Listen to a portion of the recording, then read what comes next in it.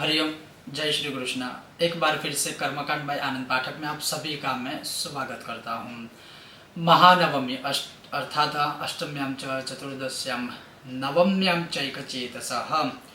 तो महानवमी जो है इस नवरात्र की, शारदीय नवरात्रि की बहुत ही उत्तम है और इसीलिए इसे महानवमी कहते हैं। और इस वर्ष जो महानवमी है वो अधिक रूप से खास है। उसका कारण है कि उस दिन रवि योग भी है। यह जो महानवमी है वह इस वर्ष 4 अक्टूबर 2022 मंगलवार को है। और उसी दिन, जैसे मैंने कहा कि महानवमी में नवरात्रि में अगर आपने अनुष्ठान किया है तो उसी दिन जैसे हम जवारा आदि है उसका विसर्जन करते हैं, उसको मतलब या तो समुद्र में या तो तीर्थ नदी में बहते हुए पानी में उसका विसर्जन किया जाता है।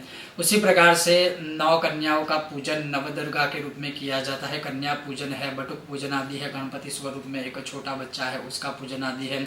मतलब अच्छे कर्म इस नवरात्रि के पूर्ण अनुष्ठान के फल के लिए या केवल पूजन करने पर भी माँ दुर्गा की कृपा प्राप्ति के लिए किए जाते हैं और करना ही चाहिए। लेकिन उसके अलावा महानवमी में और क्या करें, तो महानवमी के दिन 9 दुर्गा सप्तशती के पाठ कर सकते हो या करवा सकते हो अपने अपने परिवार के कल्याण हेतु। या उस दिन इस स्तोत्र, कौन से स्तोत्र का, श्री राम रक्षा स्तोत्र का अवश्य ही या तो 9 बार या तो 12 बार पाठ करना चाहिए। और पूरी नवरात्रि में अगर आप कुछ नहीं कर पाए हो तो ये दिन मत भूलिए, रवि योग भी है। तो इस महानवमी में अगर पूरी नवरात्रि में कुछ भी नहीं कर पाए हो कोई बात नहीं, मैं फिर से रिपीट करता हूँ। 9 पाठ दुर्गा सप्तश्लोकी के, 9 पाठ दुर्गा द्वात्रिंश अर्थात दुर्गा 32 नाम के, 9 पाठ सिद्ध कुंजिका के, उसके साथ हो सके तो 16 पाठ या तो श्री सूक्तम के या फिर श्री सूक्तम से यज्ञ भी करने का प्रयत्न कीजिए, जैसे हमने उसका वीडियो बनाया था जो बहुत ही फलदायी है, उत्तम फल देने वाला है, पूरी नवरात्रि का फल देगा। और उसी के साथ अगर आप चाहो तो गाय के घी का दीपदान तो अवश्य माँ दुर्गा को हम कर ही सकते हैं। या श्री यंत्र है तो उसके सामने, और जैसे शीत नवम्याम दूसरा जो प्रयोग है खास ध्यान में रखिएगा, शीत नवम्याम अर्थात आप चाहो तो इस महानवमी के दिन ललिता सहस्त्र अर्चन भी कर सकते हो या ललिता सहस्त्र का पाठ भी कर सकते हो। और ललिता सहस्त्र अर्चन में सुगंधित पुष्प हो या जैसे हल्दी वाले अक्षत हो या कुमकुम वाले अक्षत हो या कमल हो या तुलसी पत्र हो, मतलब ललिता सहस्त्र नामावली से श्री यंत्र के ऊपर अर्चन भी आप कर सकते हो। और यह ललिता सहस्त्र के महात्म्य में लिखा हुआ है।